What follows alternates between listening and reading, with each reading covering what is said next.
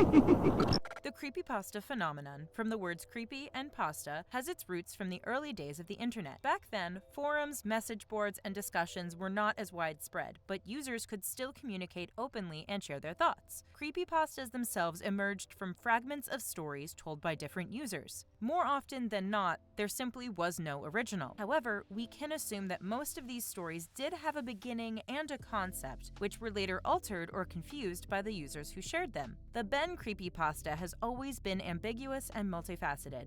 But if you've only ever looked into it superficially, you've probably heard this version. A quirky, lonely boy named Ben, who has just moved to a small town with his parents, receives a cartridge of The Legend of Zelda: Ocarina of Time as a gift from his uncle. Being a die-hard fan of the Green Tunic Hero series, the boy shows off his gift at his new school, bragging about how much he loves the game. Local bullies try to take the cartridge from him, but he doesn't let them. After school, the bullies beat him up and take the cartridge, but Ben has no intention of giving up his game so easily. So, one of the bullies pushes him off a bridge near a small river, and the boy falls in and drowns. After that, a mysterious statue of Link haunts the bullies in the game and in their dreams, seeking revenge. The bullies go mad and disappear. That statue was Ben, the boy the townspeople called Ben Drowned. So, intrigued? Of course, this version sounds extremely mediocre and cliched on the level of creepypastas about Slender Man and Jeff the Killer. What's more, it has almost nothing to do with the actual game. However, the original story, like with any other piece of crazy nonsense, originated on 4chan. In a thread dedicated to paranormal phenomena, a user appeared claiming that he had managed to buy a cursed version of The Legend of Zelda: Ocarina of Time at a garage sale. According to him, the seller was an old man who acted, to say the least, very strangely. After the author tried to haggle, the seller insisted he take the cartridge for free, without ever explaining why. The protagonist, an avid collector, agreed. The first thing he did upon returning home was to play the new game on his Nintendo 64. It's important to note here that Ocarina of Time was developed with a large number of revisions. The developer would rush the release, then pause to focus on certain aspects. Because of this, even decades later, players are still finding new, broken versions of the game, but the version the author describes is drastically different from all of them. Ocarina of Time, in this story, is a massive plot hole, but I'll come back to that. The game was missing a huge number of textures, had many bugs, and eventually, the author encountered a new enemy, a statue of the protagonist, Link. The statue's behavior is terrifyingly creepy. It stands motionless and stares at the player until the camera is turned away. Additionally, the Link statue would often simply appear behind the player. On the cartridge itself, there was already a save file named Ben Drowned. The author described the strange occurrences in the game in great detail, things that apparently didn't happen as quick-time events, but some kind of constant nightmare.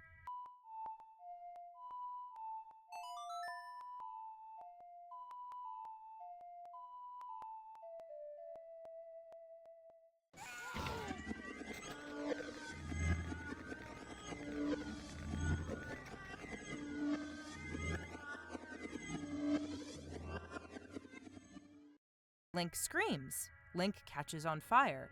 Sometimes he just falls apart mid-step, like the file forgot how to hold him together. Sometimes empty dialogue boxes would appear, and other times they'd contain something frightening. The author then shared that he was absolutely terrified, withdrew into himself, and completely stopped sleeping. In the few moments he did manage to sleep, he dreamed of the Link statue or other in-game elements. Yeah, that sounds just as unhinged as the first version. But then the author attached video recorded straight off the console. The videos actually showed everything the author described, leading readers to ask a very logical question. Could such a terrifying and, in every sense of the word, wrong version of this game actually exist? The next day, the same author started a new thread, once again recounting his sleep problems. But this time, things had become much more serious. The author was experiencing the game's events in real life. Also, a very intrusive detail was the save file named Ben Drowned. Searching for answers, he went to the address where he bought the game, but found no one there. After questioning the neighbors, he learned that the old man who sold him the game had moved.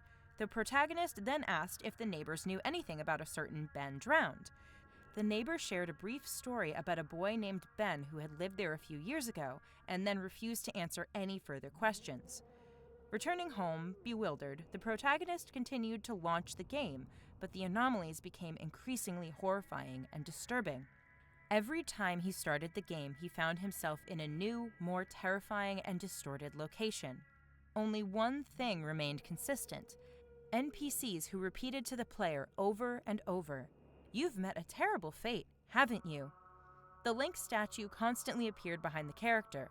The protagonist felt an external presence and a personal connection to this game, yet despite emotional exhaustion, he kept launching it again and again. And again. At the end of this post, there was a link to a video showing everything. In this third thread, the author began by saying he was tired of what was happening to him. He wanted his old life back, the life before he played that cartridge. The post was short, but once again he provided a link to footage. At one point, the screen goes dark, and the text appears: Ben grows lonely. After that, the protagonist vanished, but a new thread appeared from his roommate. As it turned out, everything had been happening at some educational institution. The protagonist packed his things and left for somewhere far away, leaving his YouTube channel to his roommate as a gift. He also gave him some written notes and demanded that they be published at a specific time, exactly 3 days after the story began. On the YouTube channel, a new video appeared. In it, at a certain moment, a window pops up with the text, "Why is he smiling?" A phrase from a completely different game, which we can also hear on the author's channel. Where have you been?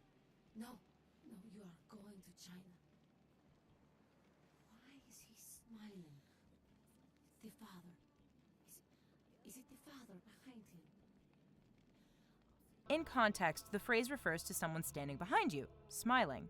Perhaps this was the last straw for the author before he packed his things and fled to an unknown destination.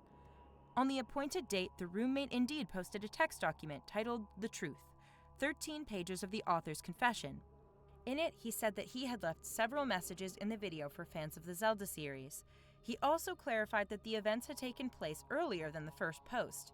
He had started keeping a diary on the 6th, and by then he was already suffering from insomnia. He saw the Ben statue in hallucinations and found pictures of it on his computer. Eventually, when the protagonist fell asleep, he had very disturbing dreams about the statue, a statue whose name he now knew: Ben Drowned. In the morning, sitting at his computer, he found a text file on his desktop. Inside, there was only a hello and a link to a website.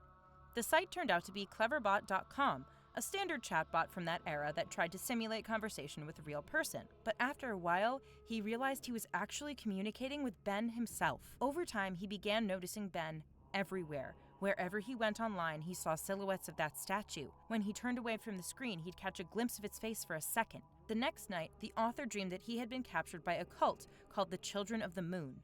The cultists replaced his face with a mask that had no mouth. When the torment ended, one of the cultists whispered in his ear, "You've met a terrible fate, haven't you?" By morning, the author could no longer tell what was real and what wasn't. He decided to talk to Ben again through the site and received only threats in return. The author was slowly losing his mind. He couldn't post most of the information online because Ben was controlling his computer. He tried to communicate through his YouTube messages, but when Ben noticed, he blocked his access to YouTube. The site simply would not open. So he ran, smashed the console and the cartridge, then took a hammer to the computer. If you search online for the Children of the Moon cult, you'll find the cultists' website. On their site, we learned that this is a group of people who believe they have established a spiritual connection to the moon, that they can even speak with it. The moon promises them a better world and some form of enlightenment, and asks them to prepare the world for the end of days. The site often mentions something called the Ascension. One of the posters frequently talks about it, thanking other members for their assistance in this very ascension. Others post equally nonsensical things. Also, scrolling through the replies, you can find a message from a user named Drowned. It reads, "You should not be reading this." If you hover your mouse over the profile avatar, you see that very same creepy statue. The site has a secret page with a timer counting down exactly 3 days. 2 hours before that timer ran out, an email appeared from one of the site's administrators with the following content: "If you know what question to ask, the gates of truth will open. of course, the people investigating this asked the same question. Who is Ben, and why is he drowned? The answer was that the boy Ben had once been among the cultists, but then disappeared. Perhaps he had ascended. When the timer hit 0, the site went offline, at least for a while. When the site came back online, everything looked the same, but some posts and users had disappeared. There were no more mentions of Ben drowned. The users were simply preparing and discussing the ascension. It was as if someone had rolled the site back 3 days. After that, a large-scale ARG unfolded over 2 years, with many events and new characters.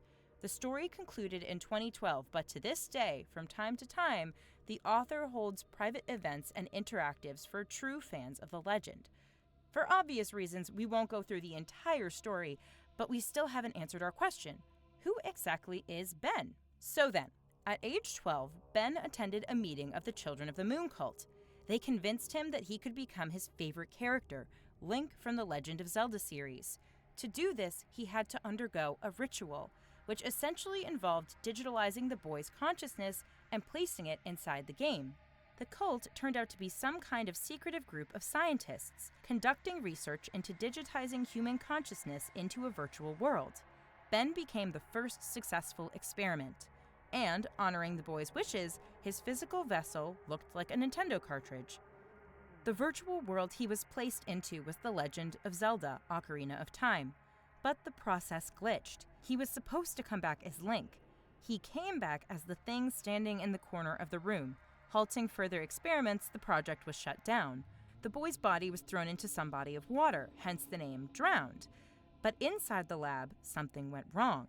That same old seller, presumably one of the scientists, stole the cartridge. By giving it to a random stranger, he hoped Ben might find a friend. In the meantime, Ben had become quite adept at navigating the internet, learning to alter it as he pleased.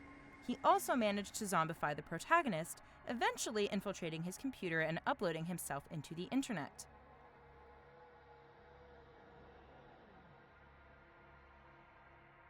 The ending to this story is rather grim. The zombified protagonist also went through some kind of ascension ritual, and now he also lives inside the cartridge, but this time in the role of the hero, Link, and Ben remains as an informational entity within the internet. When I first dug into this, it spooked me. The fear wasn't the story. It was the idea that some piece of it had happened to a real kid. However, as you've probably realized, all of this is nothing more than a well-organized ARG. A nasty one too, but the footage is full of holes that give it away early. When I first started exploring the forums dedicated to this story, I first watched the video clips on the author's original channel, and then I kept stumbling upon what seemed to be the same mistake. The protagonist always wrote about a copy of Ocarina of Time, when in reality, everything was happening inside the next game in the series, Majora's Mask. At first, I thought people online were just retelling the story wrong, but after researching it myself, I realized it's true. Majora's Mask is a direct sequel to Ocarina of Time, and apparently, the author drew a lot of inspiration from this game. The Children of the Moon cult references events within the game itself. In the plot, Link must save Termina from an impending threat, a giant moon that will crash into the city in exactly 3 days. Using the Ocarina of Time, he travels back to the beginning of the 3-day cycle, trying to do as much as possible to save Termina. I already mentioned that after the timer hit 0 and the site went down temporarily, when it came back, it felt like we had returned to the past. Most likely, that's exactly what happened. Also, I found it somewhat absurd what the so-called Ben Drowned file actually looks like. In fact, if you look closely, you can see there are 2 saves. Either way, it's one of the sharper ARGs I've crawled through, and bits of it still sit wrong with me. I hope you enjoy it as much as I did. Let me know if you'd like more analysis of old creepypastas or ARGs. And with that, we say goodbye. Bye!